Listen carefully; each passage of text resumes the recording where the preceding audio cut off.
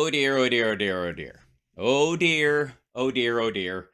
It's a Monday, so I should have expected this. I should have expected it to be very Monday-like, even though, quite frankly, Mondays tend to, roll off me like water off a duck's back. And which is different than Walter off a duck's back. And if you know Walter personally, you know why it's way more difficult for a duck to get him off their back than water. But hi, everybody. Welcome to Hal Sparks Mega Worldwide. It's going to be a weird one today. I can just feel it. There's a convergence of worlds going on that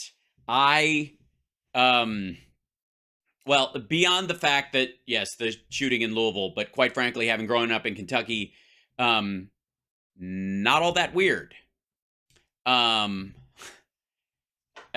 This you want to see what the weird is? Let's see what the weird is. You want to see what the weird is? Hold on one second. I forgot to do something.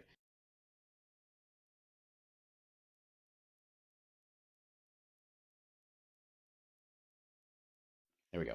Sorry, my side lights. I keep forgetting sometimes. All right. Yeah. It had to happen. It had to happen sooner or later. I mean, it was gonna happen, was it not? Like, it's like, how in the world fix my hair? My hair is fixed. You don't like the one strand down? Look, sorry, trying to be all hip and stuff. Is it right? No. Sorry. I was working in the garage and then I ran in here. I'm in a big hurry. So, hi. I mean, just the whole thing. So, full disclosure, in case you didn't know, I knew Marianne back in the day before she wrote her book and got on Oprah's list and all that shit happened. And my friend Dan introduced me to her lectures, and we were driving around in his car one day, and he said, there's a lady who talks a lot like you do, but she gives lectures on a thing called A Course in Miracles. Would you like to go? And I said, sure. And because I hadn't seen him in a long time. And we hung out and did that. And I listened to the tape, and it was great. And I agree. And, any woman who can say God and fuck in the same sentence and still maintain a certain level of pious positioning, yeah, sure, is okay by me in that regard. So way back in the day, I started going to the lectures that she would have at a bunch of different places. One was this little church in Santa Monica. Then there was Harmony Gold and Wilshire Bell, and like we bopped all over the fucking place. I went to London with her and her daughter Emma, and played hippie dad that whole time. Lots of stories. So I tiptoe around how much tea I should spill when this stuff starts to come up. And I gauge it based on, because here's the thing. On a political level, on a couple of fronts,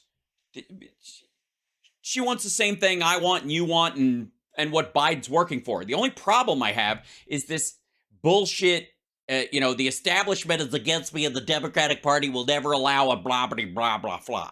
James, thank you so much for the super chat. You guys know what I'm talking about? Like this whole, like, they're out to get me bullshit conspiracy theory, when in reality, you just don't chart. You're a fringe candidate. Own the fact that you're a fucking fringe candidate and live there. Don't slam the establishment for not, elbowing you into the, into having a 10% share of the market when you have less than one. That's it. And because the process of doing that, the process of claiming that the establishment is out to get you is why the Tucker Carlsons and the Russell Brands of the world want to interview you, because you will shit on Democrats as a function of your gig while trying to run the whole party, which is just bizarre, right?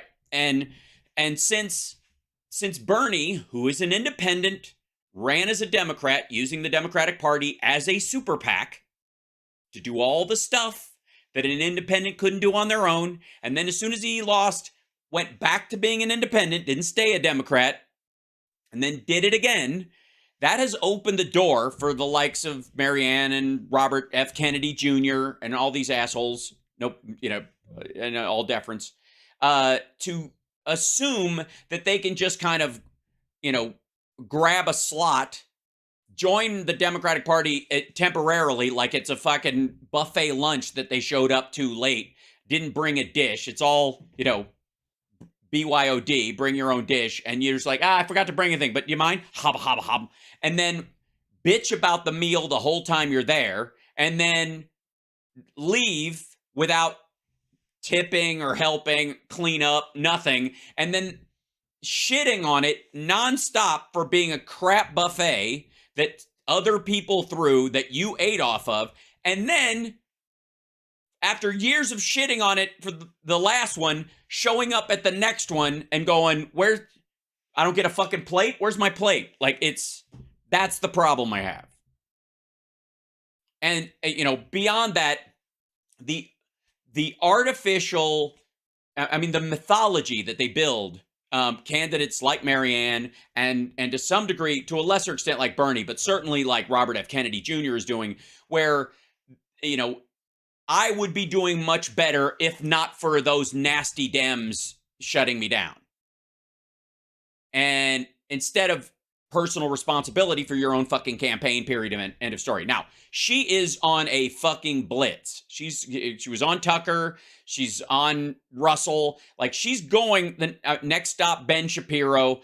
Like, she is, I guess, the pathway that her campaign sees is shame the Democrats into paying attention to you because you're going on all these, all this fucking fringe, shitting on them, and they'll go, people are gonna get mad, and we're gonna get, right-wing trolls are gonna be, crawling up our ass. So I got news for you. They're gonna do that anyways, so it ain't gonna work. So here she is. And I don't know if this just says, here's my conversation with Marianne Williamson, a spiritual leader and presidential candidate for Democrats 2024. For Democrats 2024. For the Democratic nomination 2024, I think is what she's trying. We spoke about how the Democrats failed to address the potency of Trump because they're tied to the same corporate interest that, yeah, exactly. The only reason you're getting on is because you will pretend to be a Dem and shit on them while you're there. And you want all the benefits of that party. You want the function of it. You want to ride it like it's honest to God, it's ticks complaining about the dog's blood. Like, what the fuck is this? Right? So we'll see. But we're going to see them both probably faux-aggressive flex a bunch. And then we'll see where he takes it. But most of this, the reason he's having her on, whether that's her intention or not, is to shit on Democrats. And this is why Trump won't help you, Marianne Williamson, on Trump. So just be clear, this is not Russell speaking. Look at the title of this. This is also very telling. Look at how the title is written. Why Trump won't help you, Marianne Williamson, on Trump. So the idea is that Russell didn't say that. She said that. And you want to get mad? You want that anger fix from one of my videos? Watch this. Watch her piss you off. And then there's a weird picture of Trump laughing in the middle, like he's laughing at her or both of them, or mainly her, I think. Or the idea that he won't help them is that probably. So here we go. Fucking hell. Stay free. See it first on Rumble.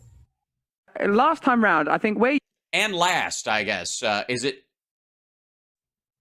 I guess, clips on YouTube? you were particularly effective was recognizing that the Democrats were not addressing the kind of psychic charge and potency of Donald Trump, because the psychic charge and potency of Donald Trump. Okay, for the record, when Trump won the first time, he lost the popular vote by 3 million fucking votes. And just R to D, people who vote Republican, Democrat, as an unknown entity, he was going to get the Republican nomination because he punched his way to the top and they liked him and blah, blah, blah. But it wasn't like he was this barn burner where he brought in, oh my God, the people he brought in. It was lower turnout than in 2020. He ended up with, losing by 3. He ended up losing by 8+ in the last one. So the idea that there's some fucking magic, as opposed to he just puts his thumb on this one fucking gripe and grinds the shit out of it and scares the hell out of Democrats are going to let the Mexicans in here, which is standard Republican fare. Like, that's not a new message. None of it is. The only new part of Trump's message in 2016, really, genuinely new from a Republican candidate, was we have stupid people running the government and I know all the smart people on Wall Street. So from a businessman perspective, I can make trade deals and all this shit, and they don't know how to do it. And I'll bring in the badasses. I know all the smart people.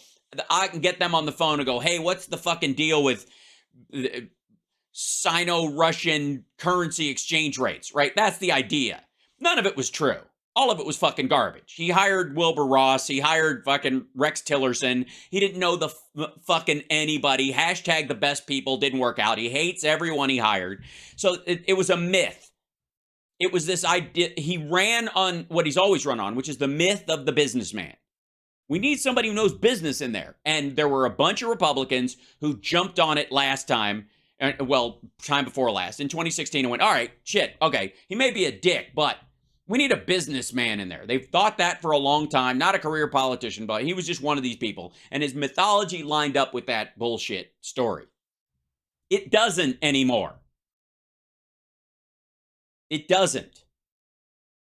And when everybody got a chance to vote last time, because everybody was fucking home, and they all filled out their shit, and they sent in their votes, Donald Trump lost by 3 times as many votes practically as he did the time before. It was the faux-aggressive horseshit caucus that squeaked him the Electoral College. So this idea that there's this fucking magic is garbage, and Russell sells it all the fucking time. Other than that, I have no opinion. They essentially are tied to the same corporate interests that have undergirded mainstream politics for a long time. Why do you think that Trump... Russell's worth $85 million. Just so you know. I know you might think he lives in an apartment. He's once more the... And Marianne's worth about 12, maybe 15 at this point, possibly more. Forefront of the news cycle. What does that... So, I own a house with my girlfriend. That's it. I paid off my car. That's the... Just say it. So, corporate interests being what they are. Tell us about the failings of the Democratic Party, and what does it tell us about the political landscape more broadly that Trump continues to dominate, supported essentially by both sides, particularly from a media perspective, because they are all he talks about. And how are you... What? What is that? What do you mean Trump is basically supported by both sides? He's a violent, racist gadfly. He's not great at manipulating the media. He's in a position of power, and he says awful shit. And the news's job is to go, holy fuck. Well, normally we'd ignore this asshole, but he was president for a short while, and he's trying to do it again. Otherwise, we'd blow him the fuck off. You're going to penetrate that space and give people hope that there's an alternative to Donald Trump, acknowledging that the reason that Donald... That's right. Marianne is running to be an alternative to Donald Trump. Donald Trump is so successful and effective is because of... So successful and effective. Very successful and effective. Yeah. Trump steaks, Trump casinos. Yeah. He's effective at getting loans he doesn't deserve. He's effective at manipulating the tax code, and he's also was effective for a time being like a mythological businessman character that he played on television. Centralized corruption that I'm sure that you would oppose also. Yeah, I don't disagree with your analysis. So this is the deal. Of course not, or you wouldn't be allowed on his show. No one does. It's very telling. It's one thing for a show to have guests on. And I know I'm going to interrupt a lot on this, but I know this is going to set up context. It's one thing for a show like mine, where I'll have like Philip Ittner on or somebody like that, but I'm not running the illusion of debate, and I'm not running the illusion that I'm providing alternative viewpoints and it's the only way, and the mainstream media shuts shit down and blah, blah, blah. No, I just talk to people that I am like-minded with, and we hash out the facts and details as we know them, and I try to grow my information base from folks like that. But I'm not just doing jerk-off fucking fake debates for the shit of it just for the YouTube crowd. And even worse, I'm certainly not going, this is a place where I let all different ideas come around and never introduce anyone that disagrees. And by the way, there have been like 2 times I've seen on Russell's show where we've used clips or whatever where the guest he had on disagreed with what he was saying. And it was a fucking shock to him. It was clearly like, oh, obviously our booking person failed us. Many people thought that if we could only defeat Trump in 2020, that the problems would be over. And we now realize that it was more like a tumor that had already metastasized. There's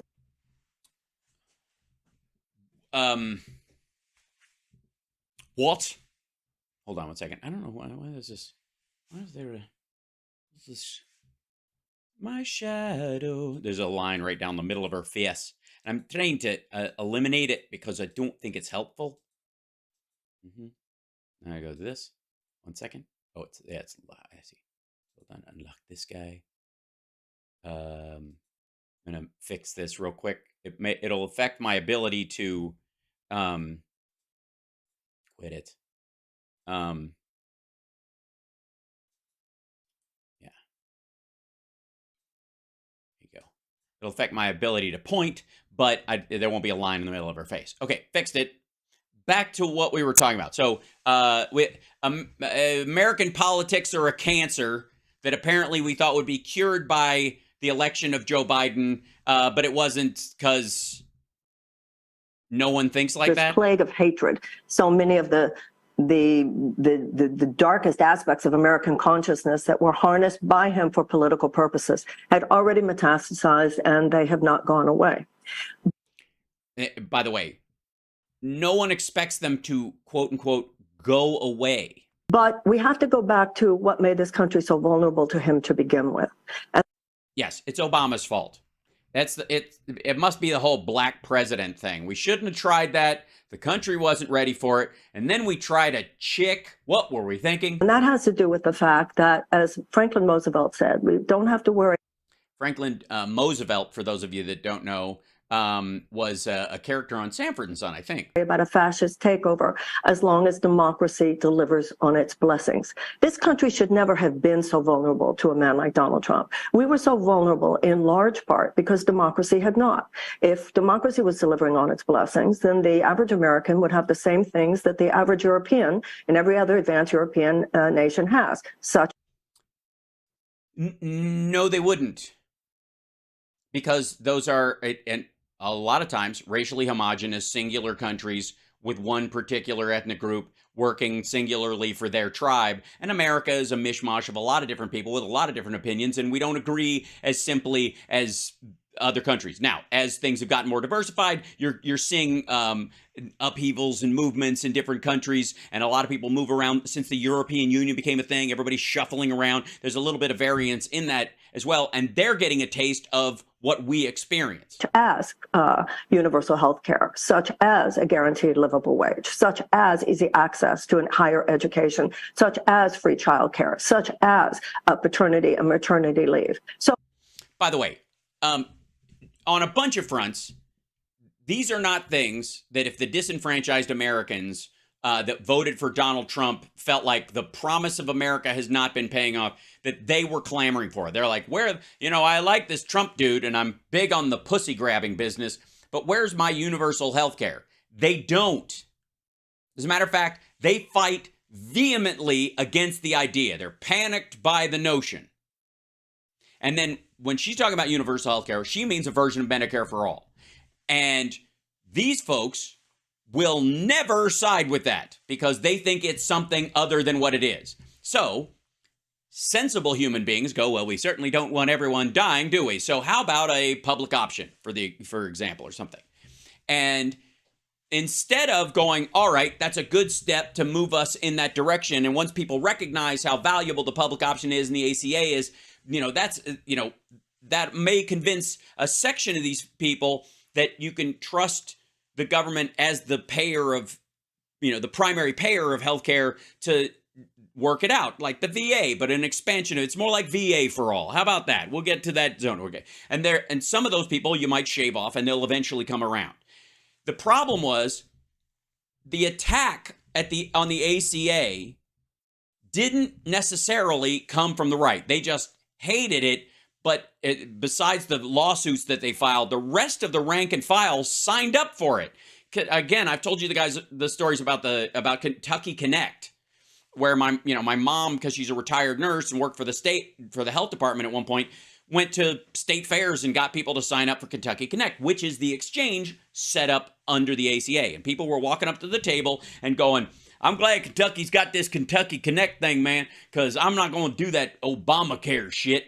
And her friend who was with her at the table went, well, it is based on Obamacare. And then they would walk away. My mom eventually just said, don't tell them. If they want to be stupid, that's fine. But they shouldn't die or go broke because they're stupid right now. They might eventually realize it, but then they'll be healthier. It's okay. First, do no harm, right? And the main attack, though, came from the far left, came from the outside. We should have had Medicare for all, so fuck it. Burn the whole thing down.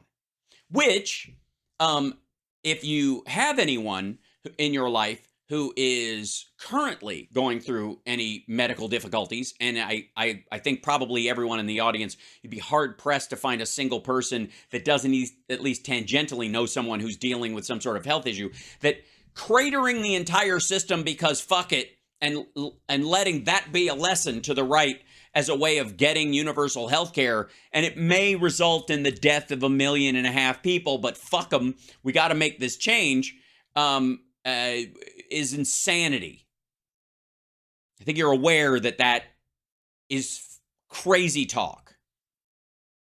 The other thing is that even if you tear it down, one, what exactly does the system you're looking like to replace it with offer, and how does it operate, and what does it cost, obviously, but mainly how does it work, and will it solve the problem for real? Not hope so, will so, think so, but will it? And secondly, what's the time frame? Well, there's 3 points. Secondly, what's the time frame from this thing crashing to this thing being built? Do you just flip? You think it's going to flip on like a switch? It ain't. There's going to be some transition. How long is that, and how many people die in the process? And then the third one, I would argue, is how do I best phrase this? What happens if it doesn't work? Because it's not an experiment. It's not going in stages. It's absolutism. What happens if it gets set up, takes you 1.5 years to set it up, 6 months later, bunch of right-wingers are mad and a bunch of independents don't like that it isn't quite up and running yet or whatever, so you lose the House and the Senate. And then they, because of the fear-mongering that they do and blah, blah, blah, they get the presidency, and then the whole thing cadavers. And in the process, they get rid of Social Security and Medicare and Medicaid and like everything. What happens then? Because it's a real possibility. Because the problem, the biggest concern I have with quote-unquote universal health care in the United States being a federal program as opposed to a series of state programs that everybody can reach into, like I said, buy into Massachusetts, buy into Washington State, buy into California. If you don't like how they're running it or who their governor is or what the shit they're doing, you could just move to another one. But if it's a federal system and it's a one-stop shop, the Republicans, the way they talk about Social Security and Medicare and Medicaid, you bet your ass they will be trying to diminish its efficacy every fucking day they're there, and then shut it down ultimately because people are like, this doesn't even work. Never mind the fact that they've been knifing the fucking tires the whole time. Our immune system was so weakened because of this corruption, neoliberalism, trickle-down economics, whatever you want to call it. Well, these are different things for different areas. You should pick a name and stick to it. When you have 80% of people in a country who are living, 60% living paycheck to paycheck, 80% of Americans living with chronic economic struggle, then that forms a kind of petri dish out of which all manner of personal and societal dysfunction is inevitable, whether it's... Okay. This country has real issues of both inequality, and financial stability for people. However, hold on.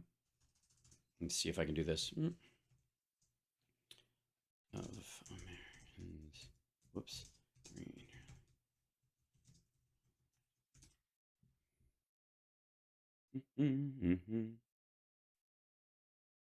This is Yeah. Here's the problem with this. And again, when you're looking at somebody like Donald Trump with his fucking curly Q furniture and his Trump Force One and all that kind of stuff, by comparison, the rest of us are, I suppose, doing more with less. But if you want to talk about financial struggles, that motherfucker's lying every day of his life.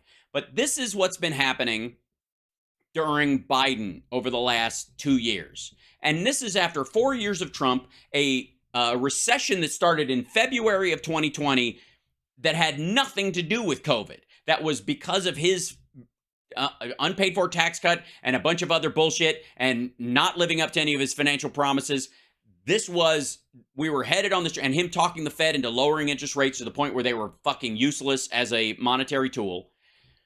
And then Biden comes in, and the bottom 50% of Americans are building wealth even as inflation bites. The lower half of the U.S. households have continued to fare better than the middle class in 2022 in terms of wealth growth.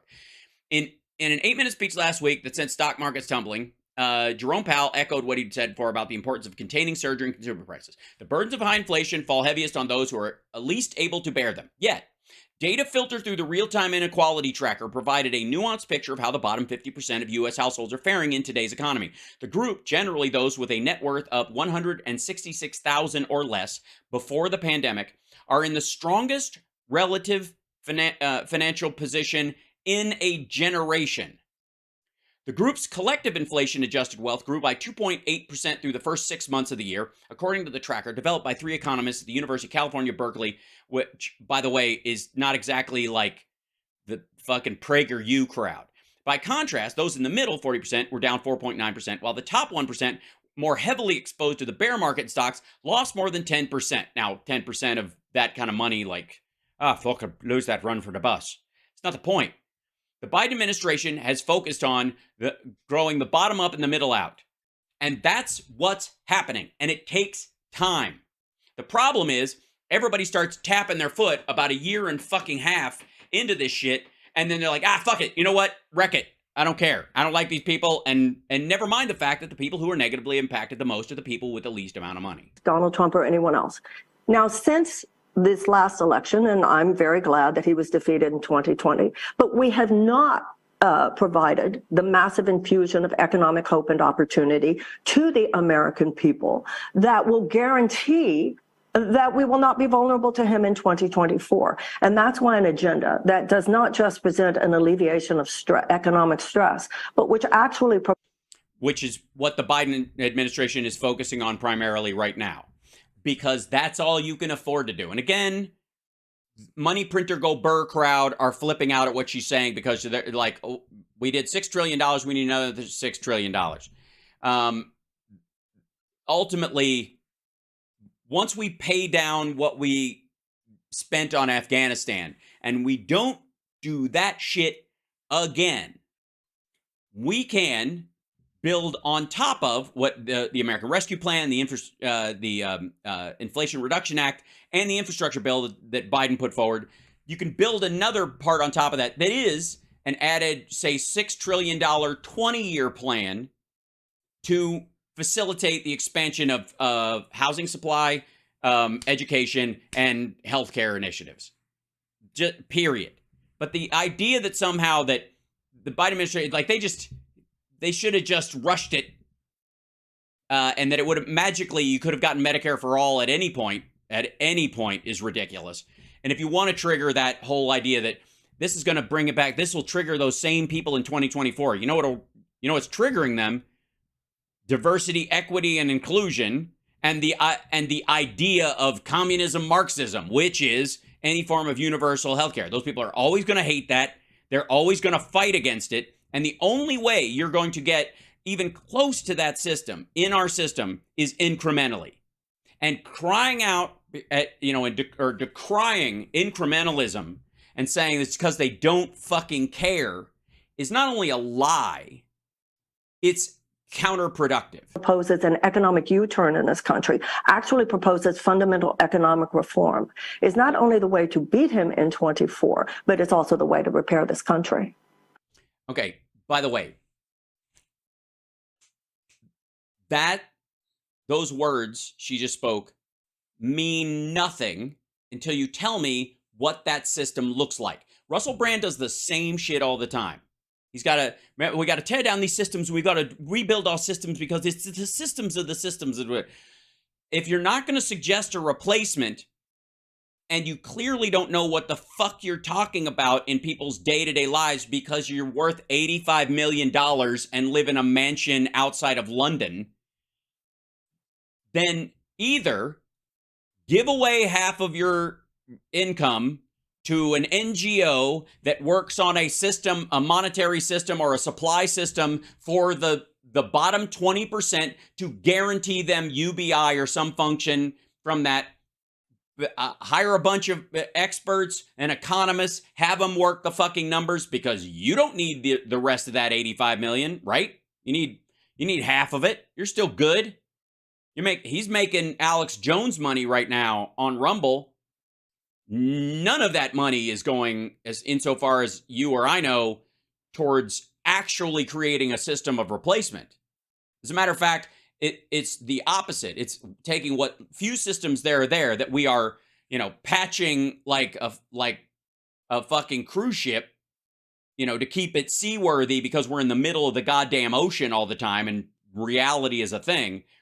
It's as if he's just like, build me a raft and let me get on it because I'm rich. A lot of people watching this right now will think that Donald Trump is absolutely fantastic.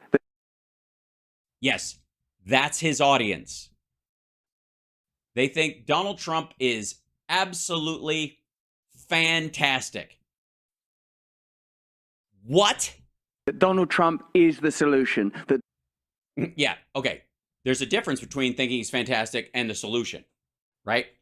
You might hate guns, but think in a certain circumstance they might be the solution if you're really up against the wall, right? Or a pit bull or some shit like that, right? In a zombie movie, locking yourself in the cellar might sound like a solution. It's not fantastic, though. Donald Trump wants to drain the swamp. Yeah, he just didn't have a chance to in the 4 fucking years he was there, and he happened to bring in people who worked at Goldman Sachs or who got the Medal of, friendliness, freedom nonsense from Russia in the oil and gas industry. Trump speaks for them. You know that Donald Trump's success was significantly built on blue-collar votes, that he experienced great success in poor communities.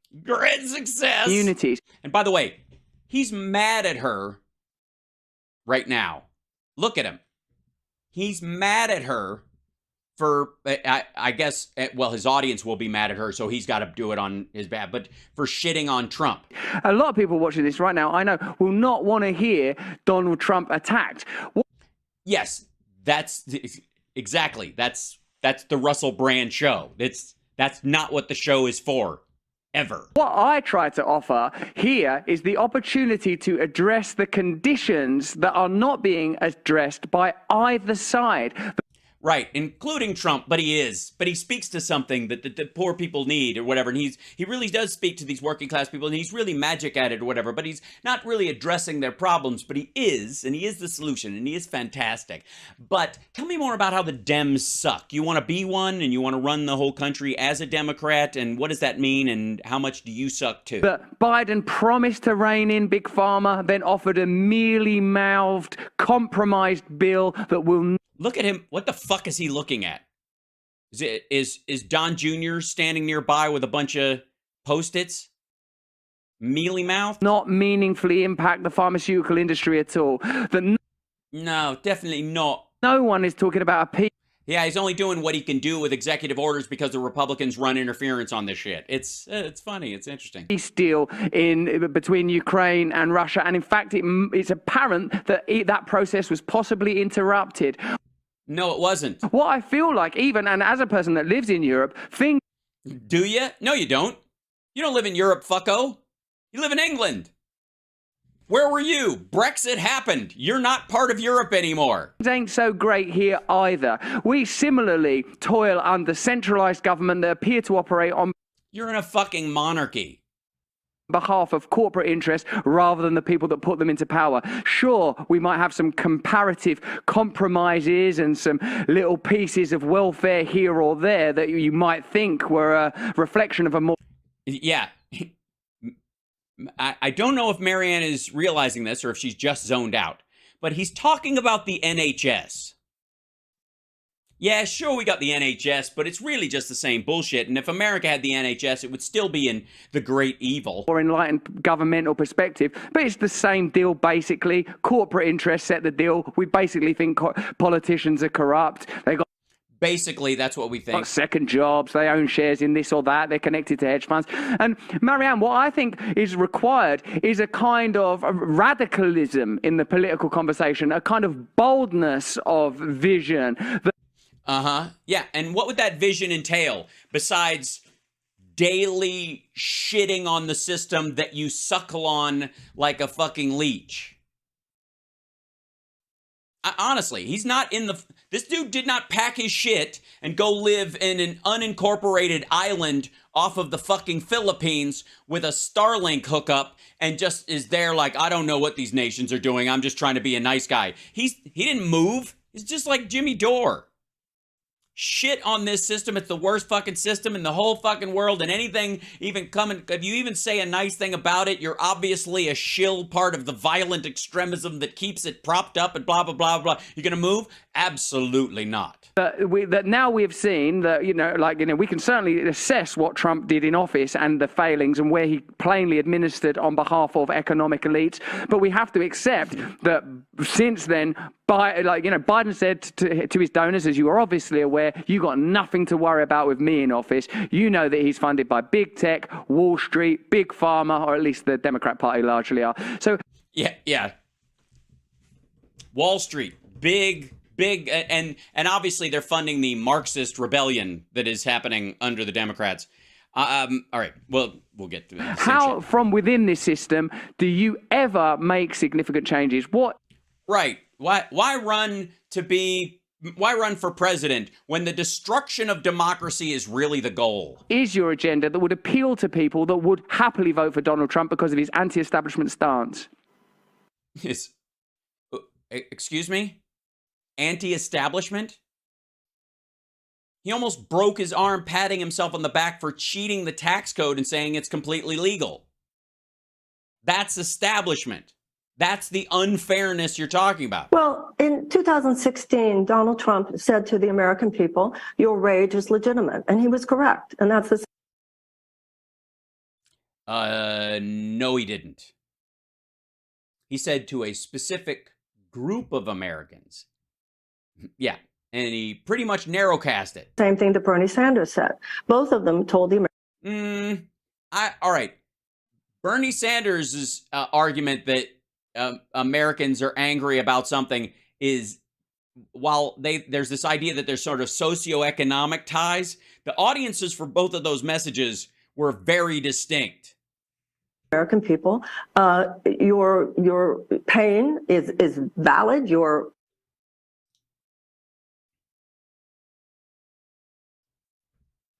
anger about it, you are living at the effect of a rigged economic system. The difference is that Donald Trump was saying it because he's master of the art of the deal. He knew it's what people wanted to hear. No, he's not a master of it. He didn't even write the book. Bernie Sanders actually meant it. So yes, he spoke to people, as did Bernie. But once he got into office, I think a lot of those people have seen how conned they were by the things that he said. There is a Oh, Russell's not going to like that, Marianne. You're going to get some pushback, radicalism. A radicalism the way that Franklin Roosevelt said. He said, I feel we must become fairly radical for a generation. You're right. It's in my country, it would be considered a radical Americanism, that it would be a government of the people, by the people, and for the people, rather than a government of the corporations, by the corporations, and for the corporations. Which is a lovely line. However, there's two problems I have with that. And we've heard about this, like corporate money and elections and yada, yada. One of those things is that back when there were 3 television networks, I would argue that there was more control over who you could potentially vote for than there are now. And she's a great example. Her being on Russell Brand show and how many, fucking subscribers he's got on any number of sites points to the fact that you can get national coverage without ever going on national news. So the idea that pouring money into these situations is the only way you're going to get ahead, even if you have the greatest ideas, or even if your ideas are garbage, you can just pay your way to the front of the line. Ask Bloomberg how that worked out. That's no longer the case. We are not, like, the information has become deflationary in the extreme. Now, when she's talking about of the corporations, by the corporations, and for the corporations, there is a subtle message there that you, ladies and gentlemen, are stupid. That when there are debates, or when a candidate puts out policy papers, or delivers a budget or a potential budget or any of those things, it won't matter, because corporations know how to make politicians' ads look like toilet paper ads, and you just buy the softest triple ply you can find. And the subtle message about, corporate money controls the blah, blah, blah. And we're not talking about lobbyists. Lobbyists are the idea that lobbyists could pay politicians, and that happens behind the scenes. And that's something you may not be privy to and find out. So that's a different conversation. But in terms of money buys ads, pays for campaigns, and that's the only way to punch your way to the front, is absurd. And especially if you're using it as an example, someone like Donald Trump, who allegedly self-funded, and we now know that he got free loans from people outside the country, and that's the money he used to self-fund, which is Donald Trump's 2016 campaign specifically was the first almost solely foreign-funded presidential campaign in our country's history. Now, I'm concerned, as you are, that the Democratic Party is trying to have it both ways. He's not concerned about that. I don't know where you got the idea that he's actually concerned. Democratic Party sees people, and I don't want to say the Democratic Party, the Democratic establishment elite. Establishment elite, swamp, elite establishment, sees the pain and wants to address it on the periphery, but they know more than the Republicans sometimes are willing to challenge the underlying corporate forces that make the return of that pain always inevitable. To that extent, such as, are we talking about big agribusiness buying up stuff, and that there should be a law passed that limits the amount of agricultural land in the American food system that can be owned by one company, kind of like a version of breaking up AT&T. I would be for that, for example. I think there should be, because there is a public interest in not having our foodstuffs under the control of one particular company, because God forbid something happens to it, or it's purchased multinationally by a foreign company or foreign country, they could fuck with it, and that's not safe for everybody. So you could set up, much like the breaking up of Ma Bell, you could break up big agribusiness, for example.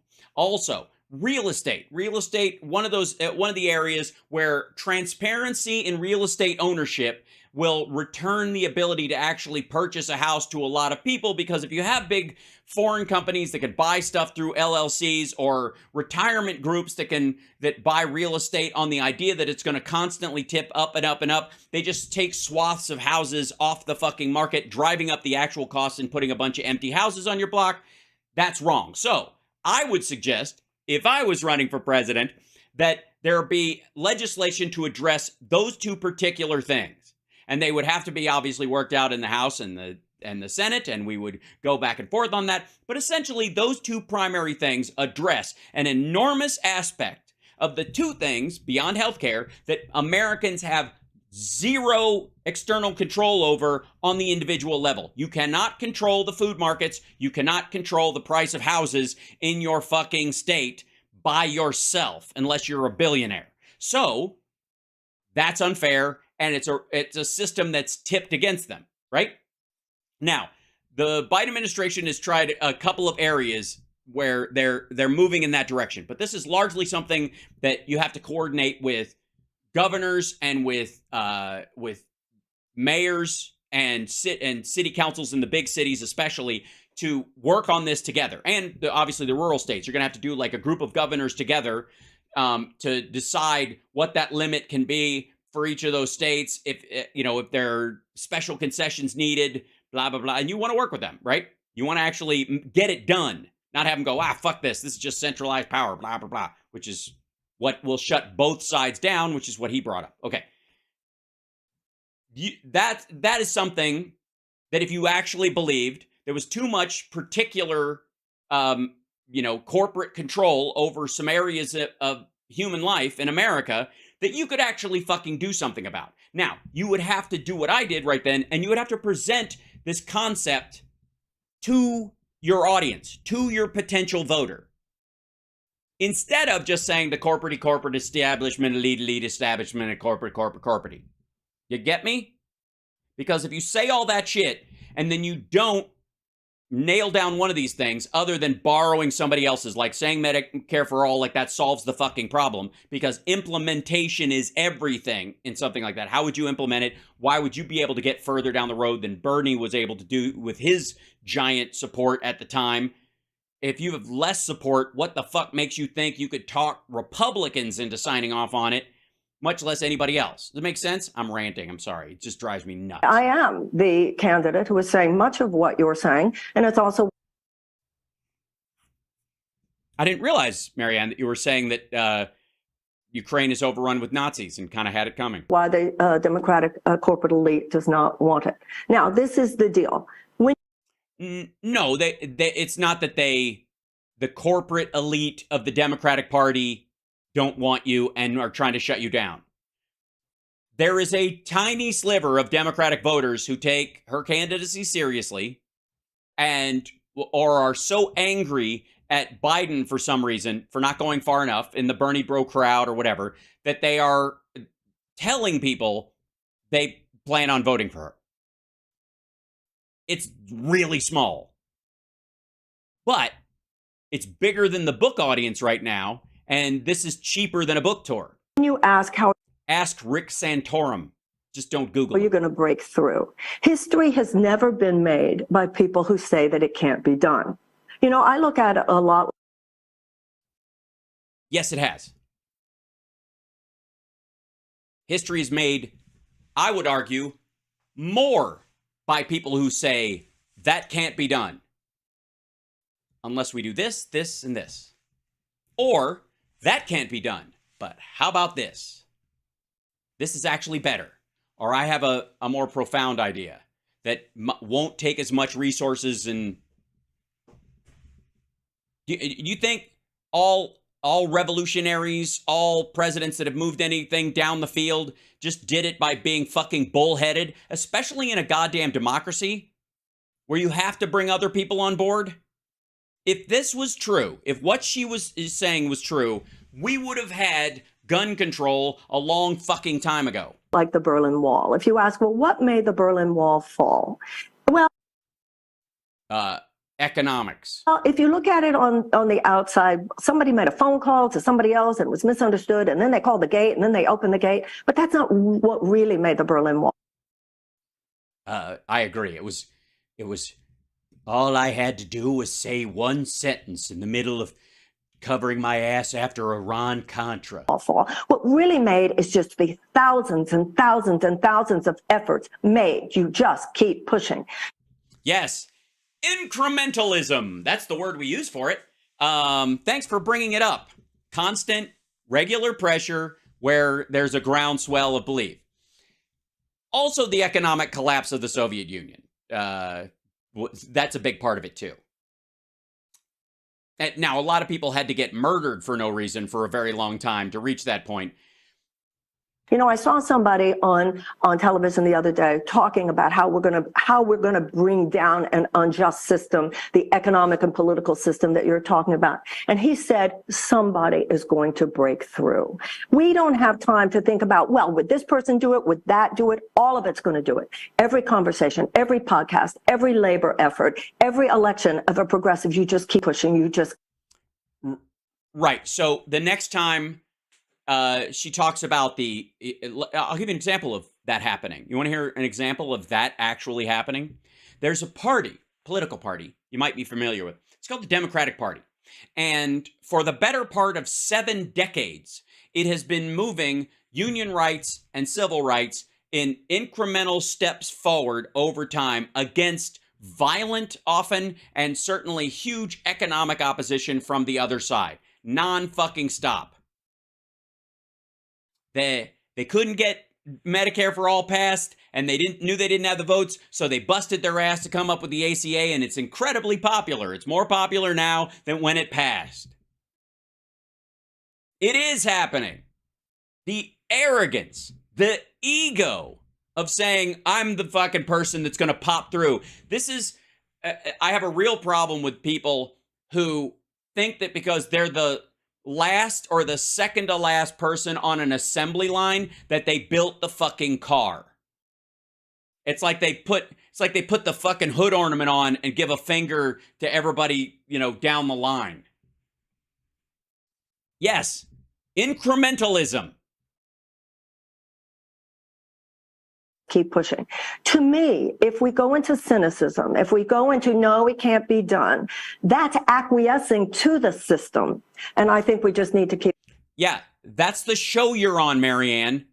That's Russell's gig.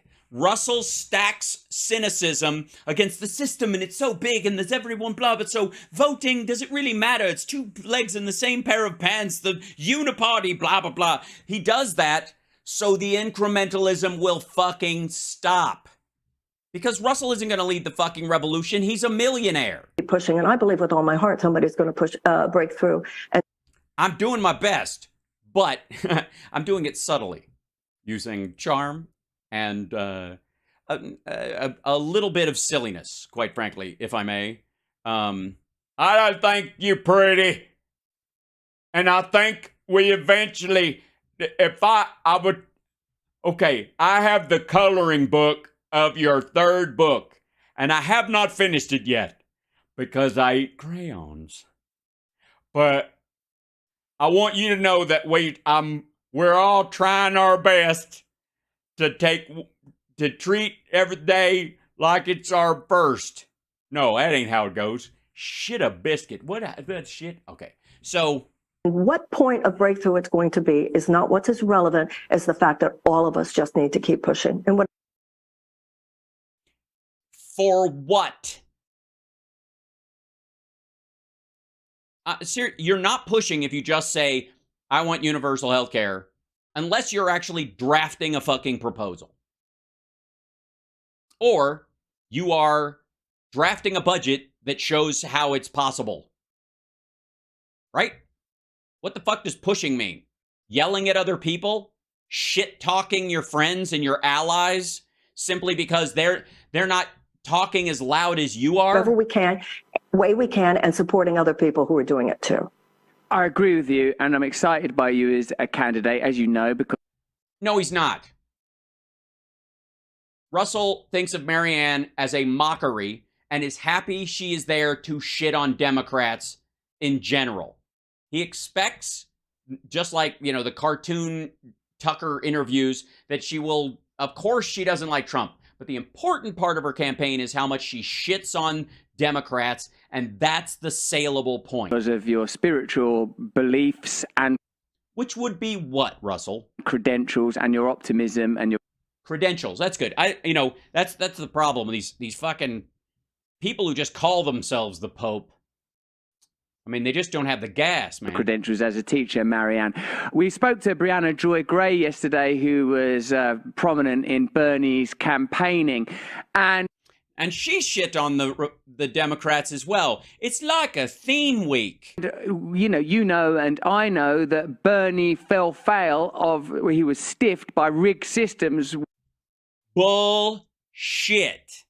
Within the Democrat Party. No.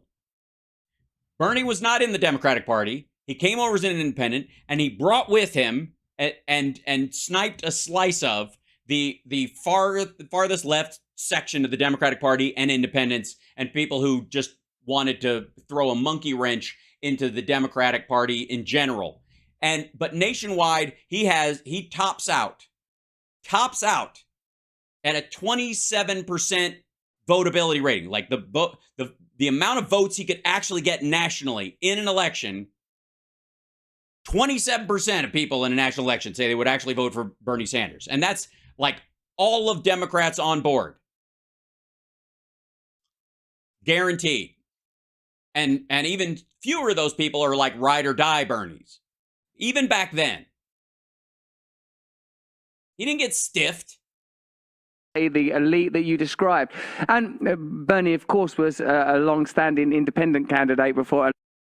Yeah, not a Democrat. But hey, it's a nice party you got there. You mind if I borrow the entire substructure of it while I shit on you and call you no good? Aligning with the Democrats. Do you not think that the sort of popular support being garnered by people like whether it's the Tea Party, Libertarian right, perhaps in the great form of Donald Trump, or yes, the great form of Donald Trump, the Libertarian, the Tea Party. You starting to see a theme here, Marianne, of who you're fucking talking to?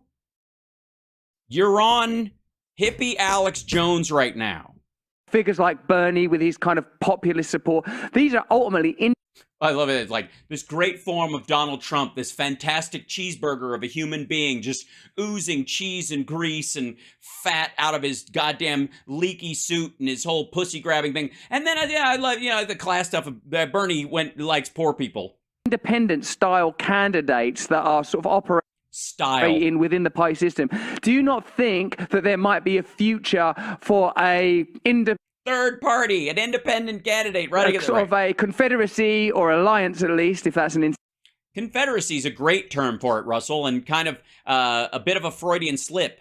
You fuck. Incendiary word of independent candidates challenging systemic corruption that can incorporate both the traditional values typically enshrined by the Republican right, and like you mean women staying home and no gays, Christianity only, that stuff. And the progressive values, shall we call them, that are seen within the social justice movement. Which would be what?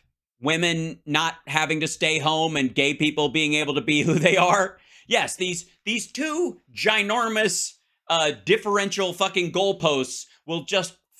This is it. They'll just fucking... Because I feel like, I am optimistic, but I feel that new alliances, tolerance, open-heartedness are going to...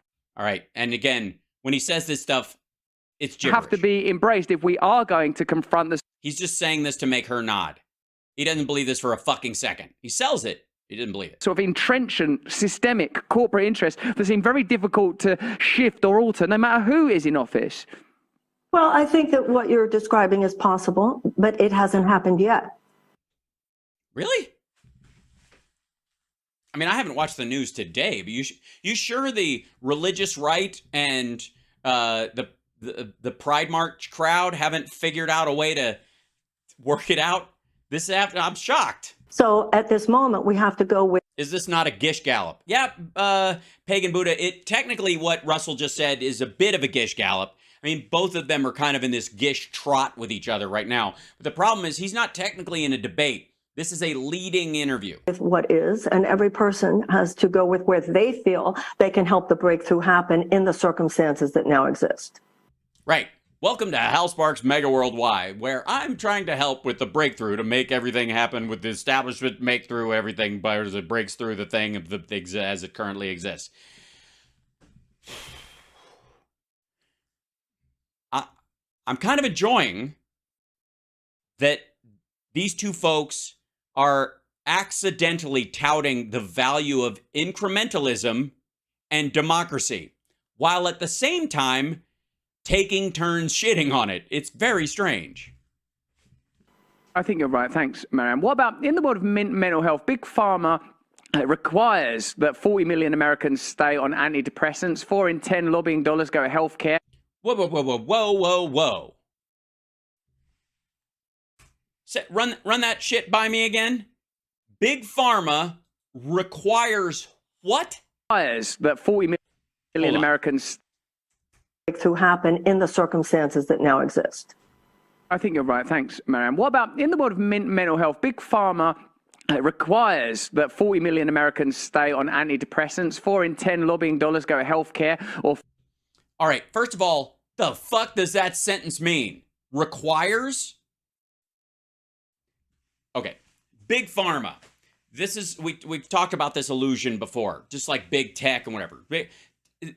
Facebook, Twitter just cut off access to Substack because the notes feature is too much like Twitter and Elon Musk doesn't want it eating some of his audience, so he fucking cut it off. Substack and Facebook and Twitter and Instagram and Snapchat and TikTok arguably, are part of what they would call big tech.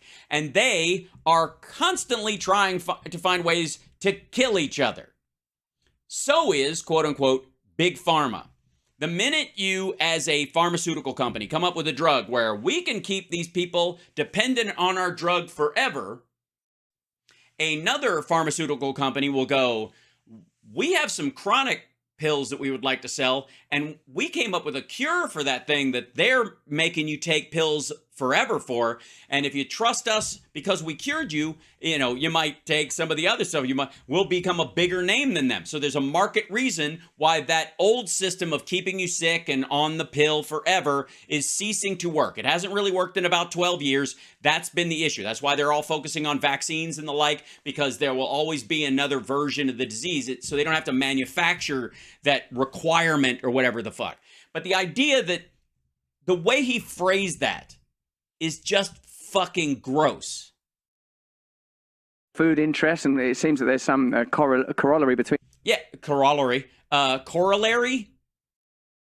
Yeah, so big food, big pharma, because people use drugs from multiple different pharmaceutical companies to treat their depression. But let's just forget that those are competing companies, some of them not even in the fucking United States, like AstraZeneca or some of the European companies that sell these kind of things. But they, just call them big pharma, because if you're taking a pill from one, they share it like a giant communist organization.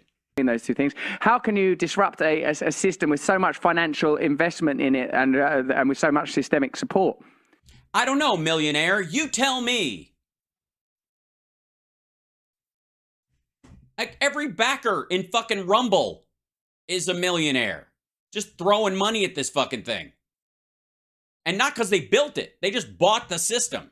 This isn't Google or YouTube where somebody built it up and then they kind of worked out the system and designed the algorithm over time. They bought it in one lump package.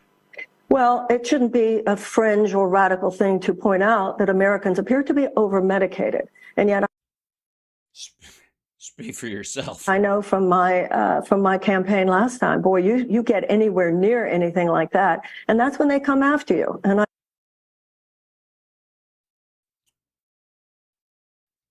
yeah, if you just, like, big pharma will just slaughter you if you go, I think we need less medication. No, that's not what they came after. She pulled the, like, patchouli version of maybe ivermectin deserves a shot. That's why. I know they came after me last time. They've already come after me this time. What we have is a matrix. For being anti-vax. A corporate matrix. That's why it's often called a corporatocracy. Basically, it's a reversion to. Also, by the way, what exactly, if pharmaceuticals are not going to be a part of your universal healthcare system, precisely what do people get from this system? I guess can we address that for 1 second? I find that fucking fascinating. So she's talking about that we need a universal, healthcare system that's paid for by the state and it's corporate, paid for by taxes, whatever. Who decides what qualifies as a functioning drug? And at what point does, like, Queen Marianne or King Trump, when they're in there, go, I think people don't need antidepressants. I think they just need some tough love and some fucking broccoli. And we're not going to give you any of these drugs anymore. We're not paying for them as the state. If you want to pay for them out of pocket, go find them. And the price of those kind of drugs will fucking skyrocket while they're telling you, like, have you tried asparagus? To an aristocratic system. It's in an aristocratic system. There's a lot of phrases being thrown around in this conversation with zero meaning. Aristocratic system. I mean, you think, all right, in a pharmaceutical company, the top leadership overall makes up about probably 8% of the entire workforce. The rest are lab techs and chemists and testing companies that are either internal within the the structure of the corporation itself, or they farm it out and pay for that for somebody else to do. You think the fucking lab techs in all these places are smoking like long cigarillos and fucking top hats with monocles going, I suppose we should come up with some sort of way to fix this illness for these poor folks, but I'm just not motivated to do it today. They won't eat their asparagus. How do they think shit works? There's no question that corporations that get out over their skis and start maximizing profits like the fucking Skrellies of the world or Enron, that those exist. The fact is, every fucking thing around her and Russell right now, everything, the fucking Venetian blinds and the string that's in it and the fucking flowers over there and the vase that it's in and the little packet that you pour into it with the water to make sure they don't die anytime soon, and the fucking air conditioning company and the HVAC that put the HVAC in that hotel or office wherever she is, and like the person who built his mic stand, the person who built the team that built the microphone that he fucking bought, those are all people in the corporation, okay? So this idea that even the majority of the corporations you interact with are these fucking, like, bloated, dirty, rotten, filthy, stinking, rich, Warrant the Band cover album, cover art people, where they're, most of the time is an absurdity. Again, it goes to that lie of, like, people like, I don't trust people. Americans are stupid. You see this on the right a lot. They're like, Americans are stupid. Fucking public education, they're fucking stupid. And I always go, did you drive here? What? Did you drive here? Yeah. So you drove down a road going 40, 50 miles an hour at certain points with nothing between you and oncoming traffic but a double yellow line, and these stupid fucking people that you think are just dumb all managed to stay on that side of the line. Why do you think they didn't cross over and smash into you if they're all that fucking stupid? And why do you think that they don't think the same thing about you? You trust people all day, every day. And if you talk in these big, grandiose fucking terms, you're never going to actually solve for the real problem that's in front of you. You're just going to talk about these giant Illuminati bullshit concepts. Aristocratic society. For fuck's sake. This is America. We're a democracy. You're talking to a dude on this show who's in a monarchy still. They're about to have a fucking coronation. Insurance companies, pharmaceutical companies, big food, big agriculture. Big, yes. Are there competing interests in big food, big agriculture, which I don't know what the difference is, but whatever. Processing versus the people who grow it? I don't know. Big pharma, big tech, all this big everything. You do realize that those phrases are the same as the right wing saying communism everywhere. They're all communists. They're all getting together. It's all communism. It's all these companies like basically creating nation states amongst themselves, pretending to fight so that they come after us. It's the same people who are like, big tech colludes to make us all stupid, instead of just providing a service that in some cases makes us stupid because we are bad consumers and it's a new technology and they're chasing a fucking wheel that's rolling downhill, and so are we. Big chemical companies, gun manufacturers. Big chemical companies. Yeah, the little chemical companies, they're fine. Little benzene. Big oil and defense contractors. By the way, these are all industries. And they're worldwide. Which ones? Because you're not going to get rid of their existence. So what the fuck does any of this mean? Yes, it's big nonsense. That's my concern. And as long as we have profit-based healthcare system, as long as we have a profit-based, basically journalism in this country, as long as we have profit-based foreign policy. Well, obviously Substack's having a hard time. Then. Well, okay, first of all, profit-based foreign policy. Let's stop right there, okay? You mean trade deals? Secondly, define profit. What do you mean? Do you mean revenue, or do you mean the money left over after you've spent all the money you have to spend to make money? Then, from that profit, what are you doing with it?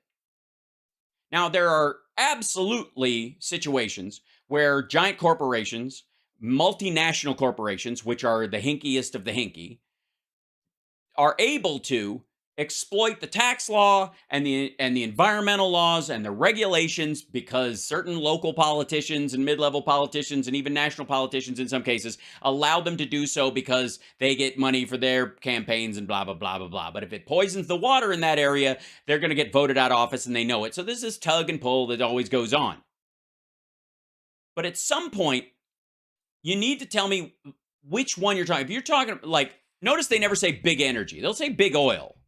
But they won't say big energy because somehow the corporations that make solar panels, for example, or wind turbines are singularly innocent somehow because they're renewables. Never mind the fact that they are the biggest ones are financed largely by petroleum companies that are trying to diversify because they know the end is coming on their industry and they're trying to get in on the ground floor of the next one, and the U.S. government, which is subsidizing parts of it. Which, from a big oil standpoint, is politicians, placating their voters to get taxpayer dollars to throw at projects in their area. And you've got Marjorie Taylor Greene has one of the biggest battery factories in the country in her fucking district while she's shitting all over the Green New Deal. This situation is going to be sitting on top of us. They have a grip. They are holding the U.S. government hostage. No, they aren't. You know what's holding the government hostage right now?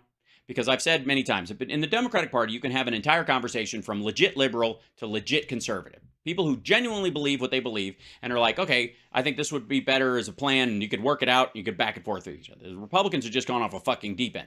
But this idea that we have a uniparty and the Democrats and Republicans are two legs in the same pair of pants, that's what has the government stymied. What it has it taken hostage. What's taken hostage is people who tout the value of incrementalism while decrying it as a label. And our government, therefore, is more of a system of legalized bribery. But you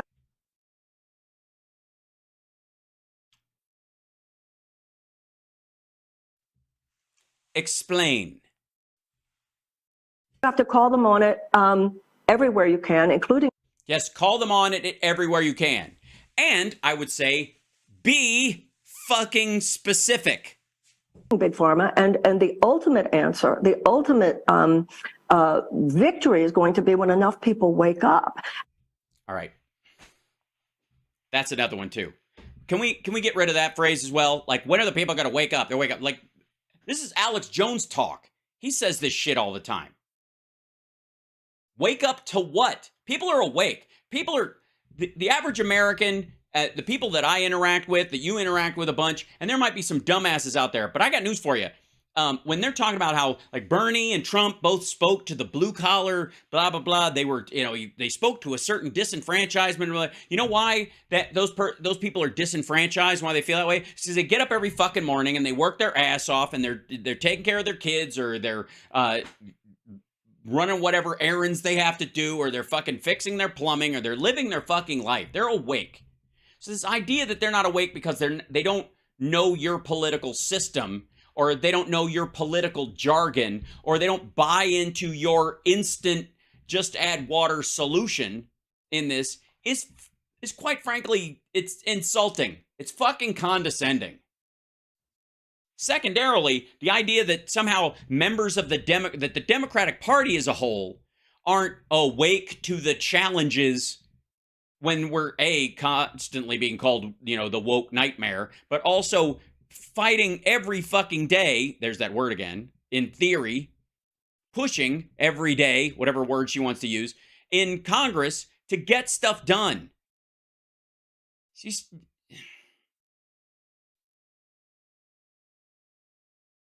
is just like, it's petty bullshit, and it is so egomaniacal. And realize how systemically disinformed we are. Yeah, that's the problem, America. You're systemically disinformed. That's another word for dumb. That's a phrase for stupid. You're systemically misinformed. because you seem to think there is an incremental solution over time to solving a bunch of these problems, and that the prioritization of certain things, might not line up with your needs directly, but you understand that's how a democracy works. Because you think that, you are systemically misinformed. Tell me the difference between this conversation and when the right wing says public education is shit and Americans are dumb.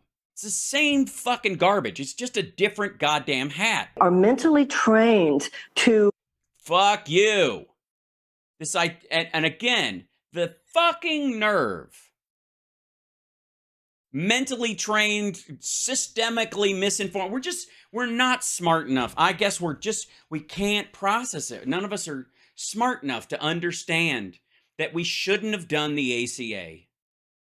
It was a mistake.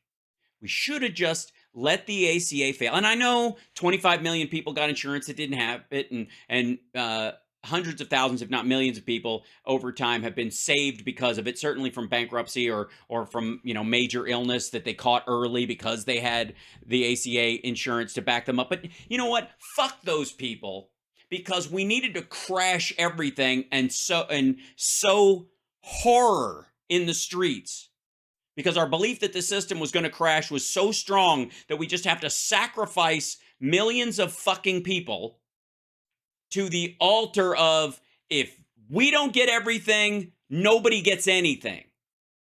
It's the same. It's the TYT shit. It's the same stuff. And it's no different than what the maggots are calling for. To expect too little. We are mentally trained, and Big Pharma is a perfect example. Most people who are listening right now, if they live in the United States, know somebody, if they're not already somebody, rationing their insulin, going to Mexico. Oh, for fuck's sake. Then support Biden's efforts wholeheartedly. You're talking to a dude who just called Biden's efforts to cap the price of insulin mealy-mouthed and stupid.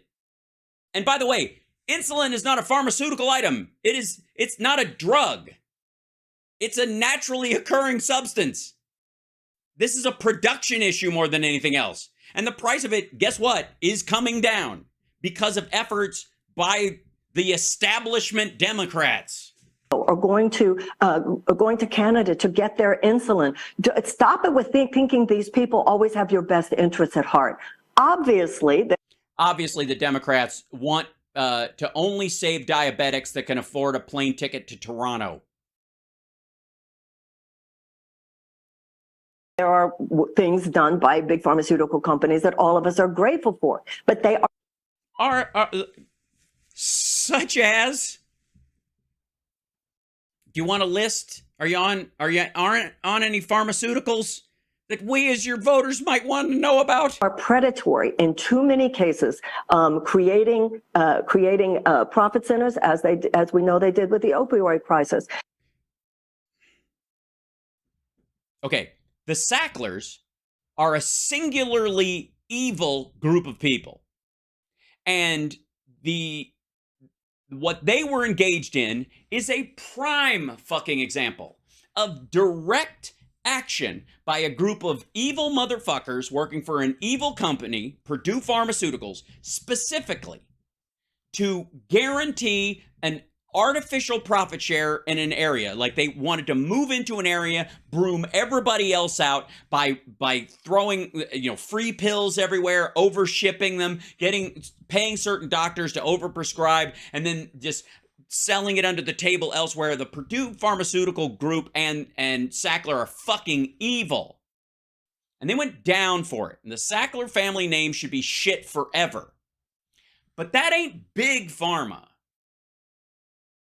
And if you blame everybody in the pharmaceutical industry who you just said does lovely things that we should all be grateful for, while effectively letting the Sacklers off the fucking hook by saying it's all of y'all, it's asinine. And we should not be so naive as to think they're not doing with any other area. Okay. She didn't cut that clip. He cut that clip right where that is.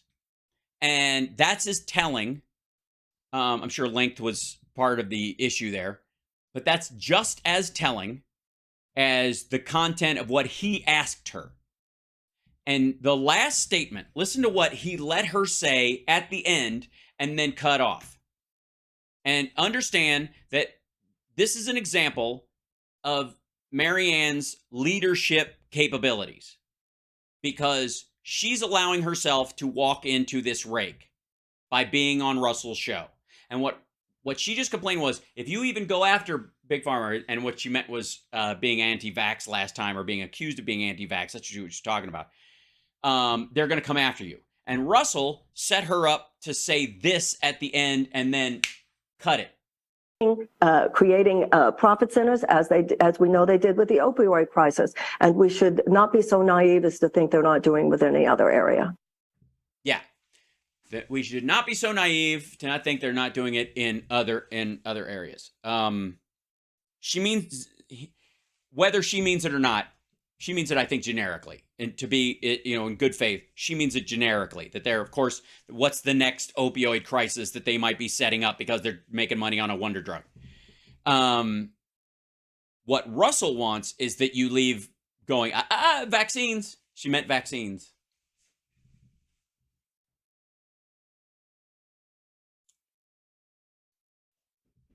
And if you don't know that that dude is going to do that thing to you, and you're not prepped for it, how the fuck are you going to deal with world leaders?